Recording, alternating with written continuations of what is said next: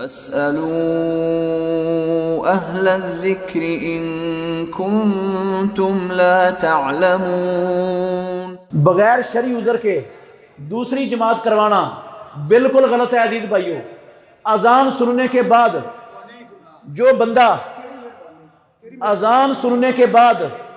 بندہ یہ سوچ کے اپنی دکان پر اپنی مجلس میں بیٹھا رہتا ہے کہ بعد میں فارغ ہو کر اس کام سے اپنی جماعت کروا لوں گا، اس کی نماز نہیں ہونی۔ بے شک وہ جماعت کروا لے مسجد میں آ کر، اس کی نماز نہیں ہونی، کیونکہ رسول مکرم صلی اللہ علیہ وسلم کا صاف صاف فرمان میں نے پڑھ کر آپ کو سنایا ہے۔